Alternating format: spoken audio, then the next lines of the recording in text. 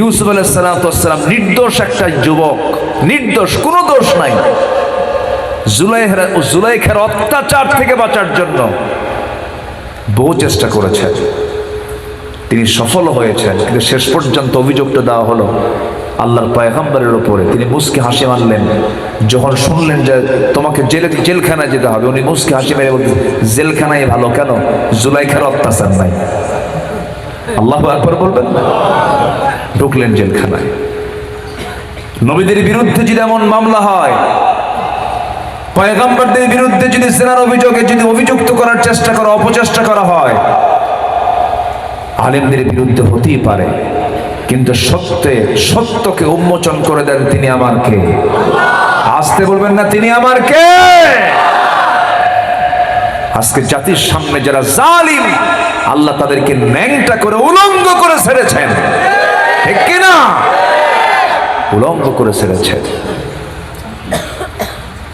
কোন পরিবারের বউ যদি পালায় বাড়ি থেকে, বলেন তো ওই পরিবারের মান সম্মান থাকে? কেমনে পালায় চলে গেল বলেন তা? বুকে যদি সৎ সাহস থাকতো দেশ থেকে পালাতো না, ঠিক কিনা? একটা আলেম আমার দেশে কেউ পালায় নাই, কেউ পালায় না। আমাদেরকে পাকিস্তানি রাজাকার বলেছে, কেউ পাকিস্তান যায় নাই। দিল্লি রাজাকাররা দিল্লি পালায় চলে গেছে।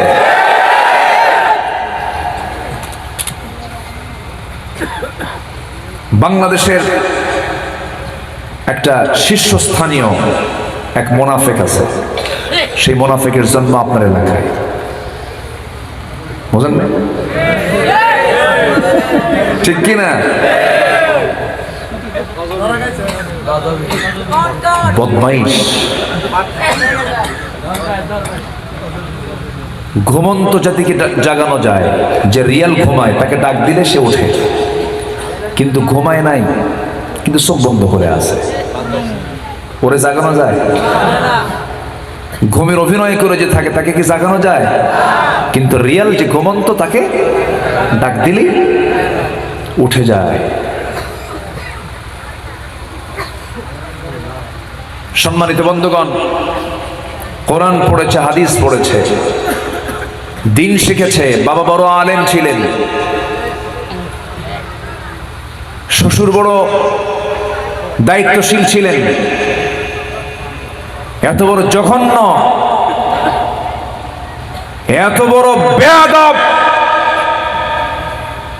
এই লোহাগড়া সাতকানিয়ার অনেক নিরাপরাধ ইসলামী আন্দোলনের কর্মীদের হাত ভেঙে দেওয়া হয়েছে, পা ভেঙে দেওয়া হয়েছে। আমরা সঠিক বিচার চাই, ঠিক কিনা বলেন? তারা যা করেছে আমরা তা পারবো না তো। কুকুর যদি কামড়ায়, কুকুরের পায়ে কি কামড়ান যায়? ওরা যা পারবে আমরা কি তা পারবো?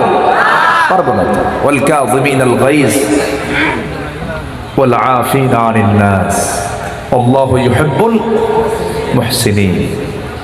আমার নবীজি মক্কা বিজয়ের দিন কাঁদতেছেন, আনন্দে কাঁদতেছেন। 10 বছর যেতে পারেননি। কয় বছর? 10 বছর। নবীজি মক্কায় ঢুকে পড়লেন। মক্কায় ঢুকে পড়ে বলে ফেললেন, সবাইকে মাফ করে দিলাম, কিন্তু 17 জনকে মাফ করা যাবে না। কতজন? 17 জনকে মাফ করা যাবে না। এর মধ্যে একজন ব্যক্তির নাম ছিল ইকরামা ইবনে আবু জেহেল। ইকরামার স্ত্রী নবীর কাছে এসে বলতেছে, আমি ইকরামার স্ত্রী বলছি, আমি কালিমা গ্রহণ করতে চাই, আমাকে কালিমা পড়ায় দেন। রাসূল তাকে বলে ফেললেন, বলো লা ইলাহা ইল্লাল্লাহু ওয়াহদাহু লা শারীকা লাহ।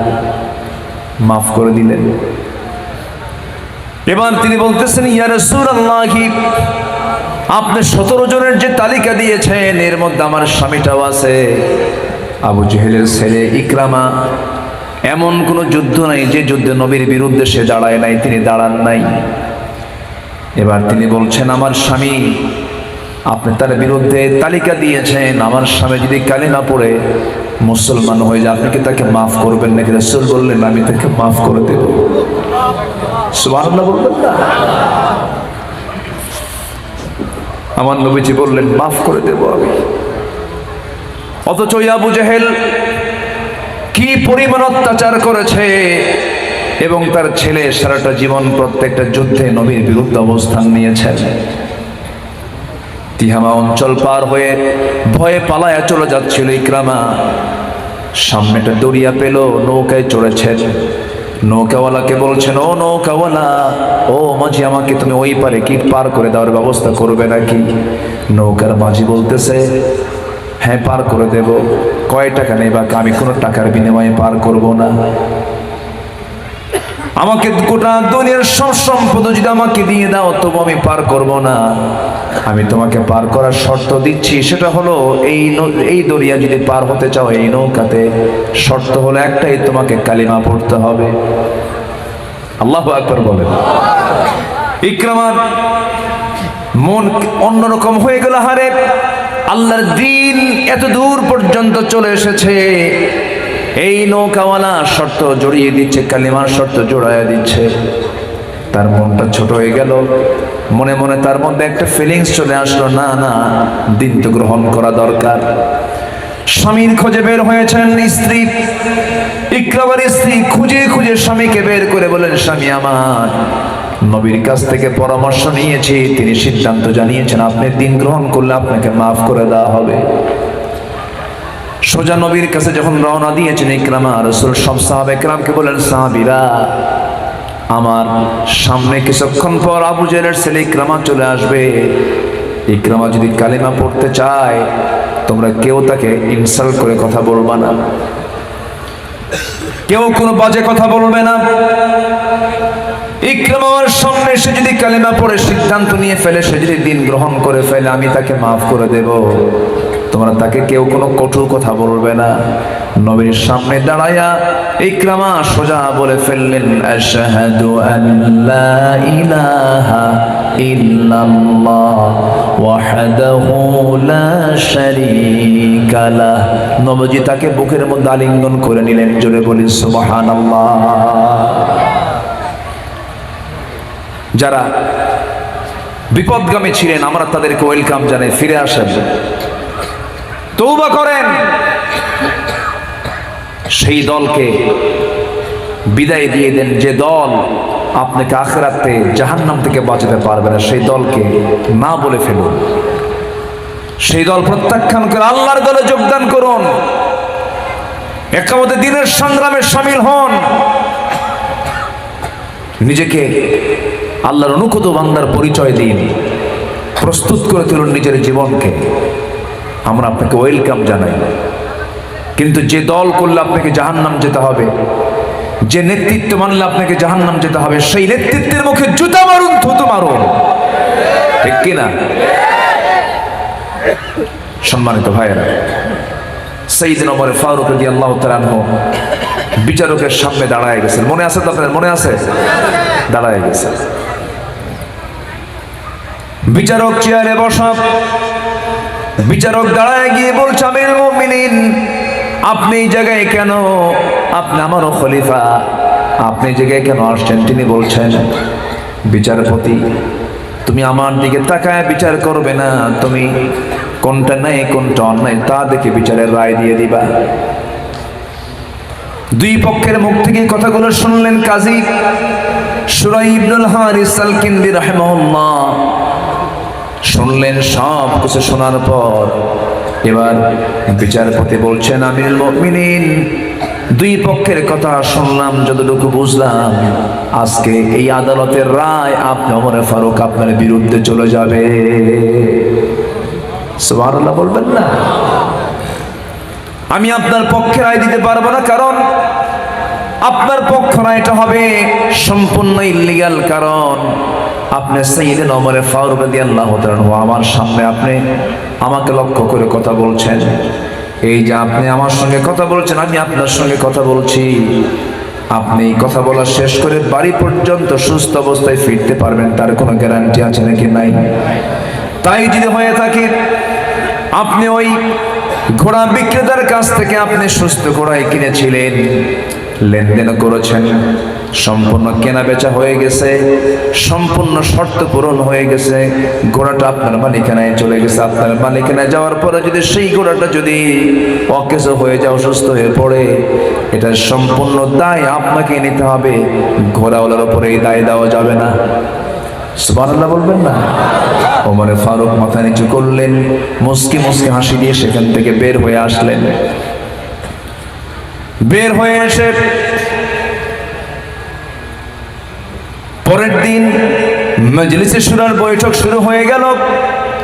অনেক বড় একটা মজলিসের শুরার বৈঠকে ওমরে ফারুক বললেন, শোনো, আজকে আমি নতুন একটা প্রস্তাব দিতে চাই। কি? আমি এমন একজন বিচারপতি পেয়েছি, তার দারুণ সাহস। আমি ওমর, আমাকে না দেখে সে আমার বিরুদ্ধে পর্যন্ত রায় দেওয়ার সাহস পেয়েছে।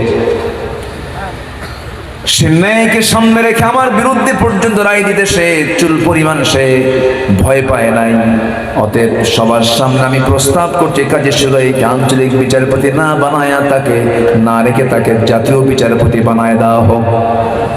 আল্লাহু আকবার বলেন, আল্লাহু আকবার বলেন। খলিফার বিরুদ্ধে রায় দেয় আর তার পদোন্নতি হয়। আর আমার দেশে এক প্রধান বিচারপতি একটু হক কথা বলতে নেওয়া মাত্রই তাকে পাগল বানায়া দেশ থেকে তাকে বের করে দেওয়া হয়েছে।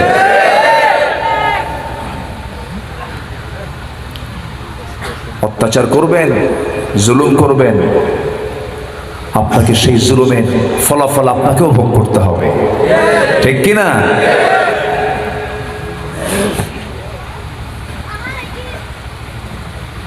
এই লোহাগাড়ার সাতক্ষীরার মানুষগুলো কত জুলুমের শিকার হয়েছে। আল্লাহ, তুমি একটা অনুকূল পরিবেশ দিয়েছ।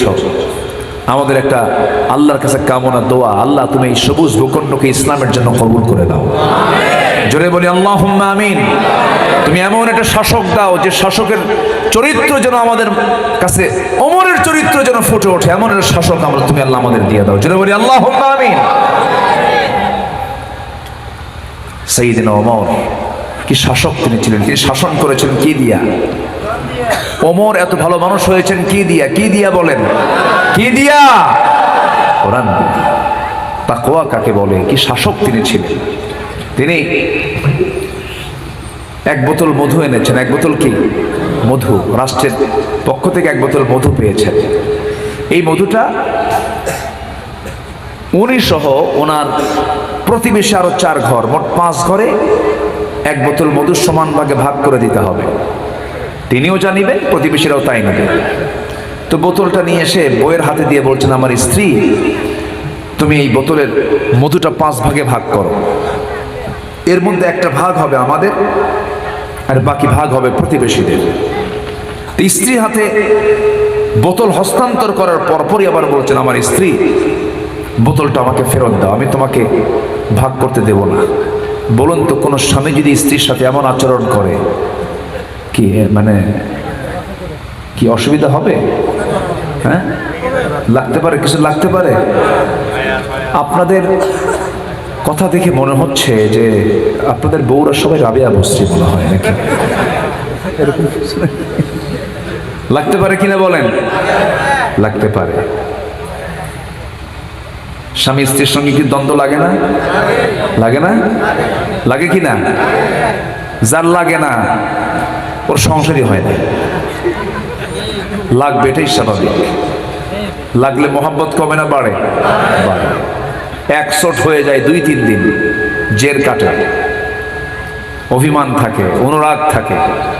এরপর দেখা যায় সব আবার পানির মতো ঠান্ডা, একদম গলে যায়। বলি আলহামদুলিল্লাহ, সব ঠান্ডা হয়ে যায়।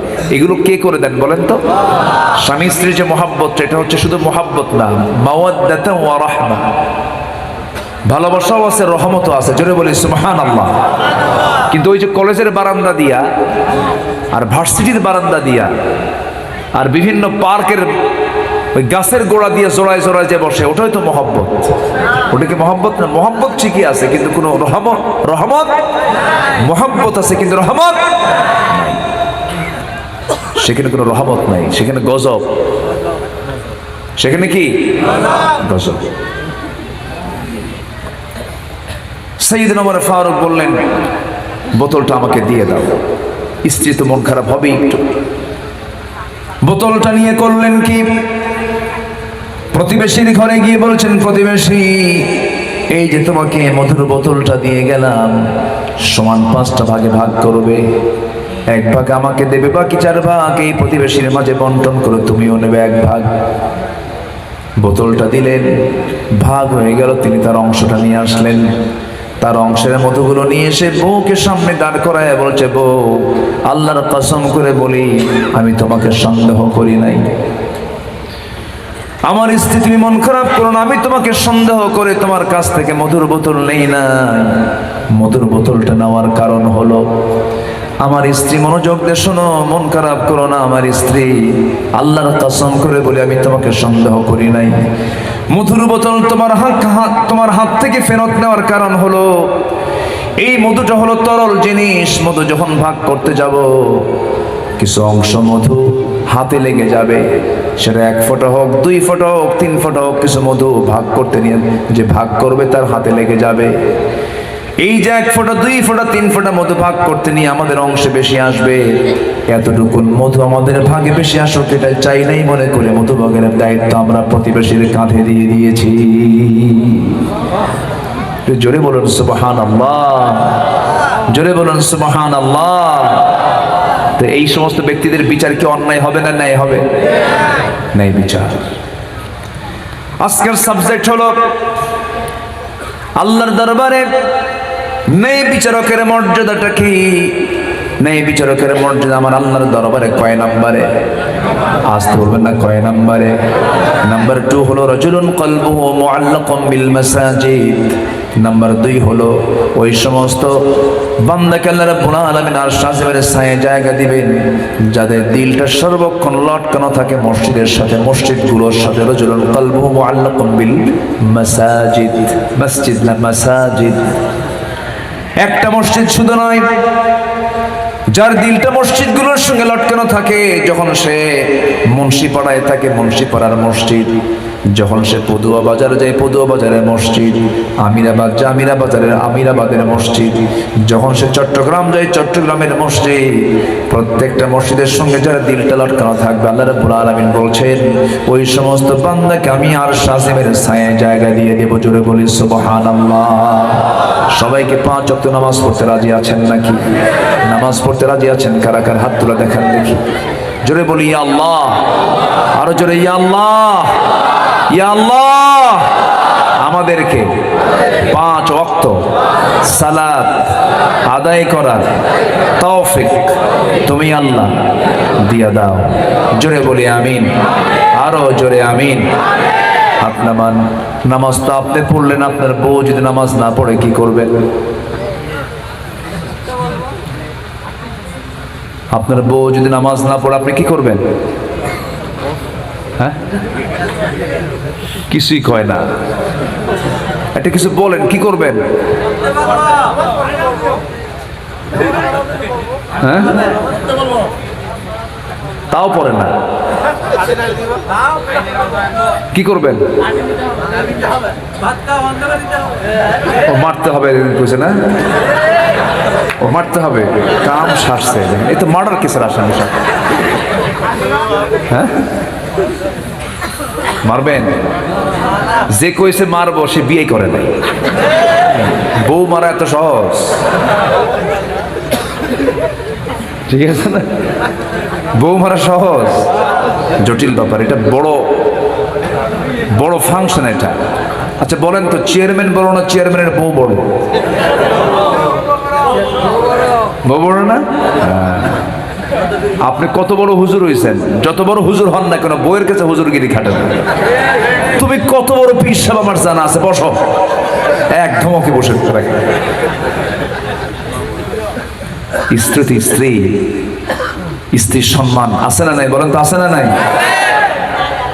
মেরে তো আপনি মানুষকে ভালো করতে পারবেন না। তবে হ্যাঁ, 4 কারণে স্বামী তার স্ত্রীকে মারতে পারে। কয় কারণে বলেন তো? 4 কারণে। শুনবেন কি মারার জন্য?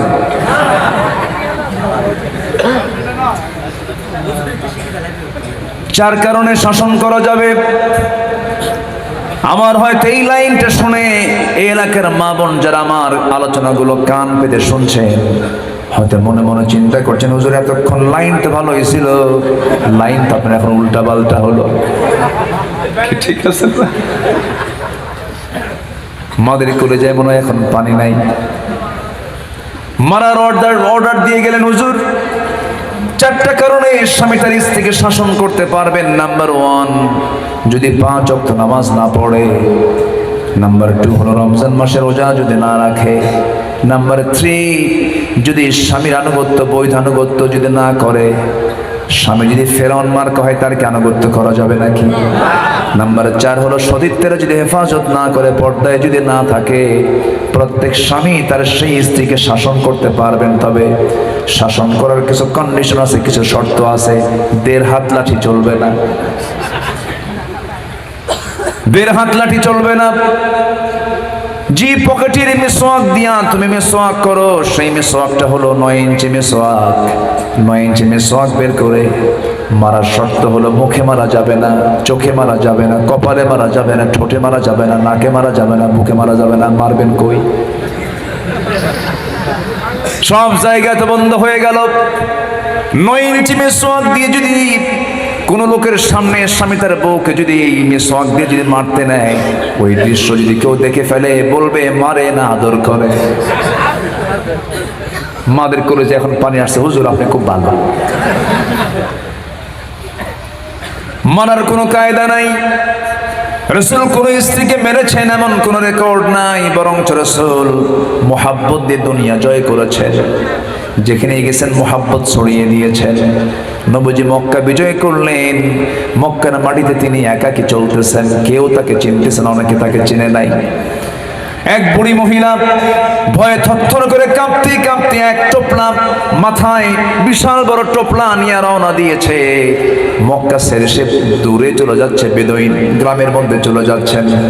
এবার মুহাম্মদ আসতে মক্কা দখল করতে সব মেরে শেষ করে ফেলবে, রক্তাক্ত করে ফেলবে। নবী তার সামনে দাঁড়িয়ে বলছে, বুড়িমা কি হয়েছে জানো না? মুহাম্মদ আসছে মক্কা দখল করতে, শেষ। কার সামনে কয়? নবীর সামনেই বলে। রাসূল বলছেন, ও বুড়িমা, আপনি তো বুড়ি মানুষ, এত বড় টোপলা আপনি নিতে পারবেন না। দেখুন আপনি আমাকে দিলে পরে আমি আপনাকে খেদমত করে দেব। তার হাতে টোপলা দেওয়া হলো।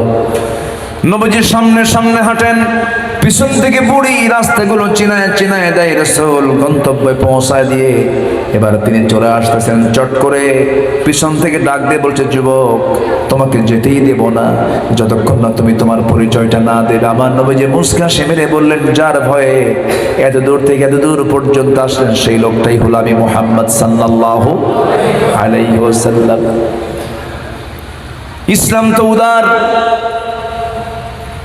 আমরা কেন প্রতিশোধ নিতে যাব? তবে হ্যাঁ, এটাও সত্য, কোন খুনি কোন জালিমের কোন রেহাই নাই, কোন রেহাই। আমার বন্ধুগণ, অনেক লম্বা লম্বা কথা, একটা রাত পেয়েছি, অনেক বড় সাবজেক্ট দেওয়া হয়েছে।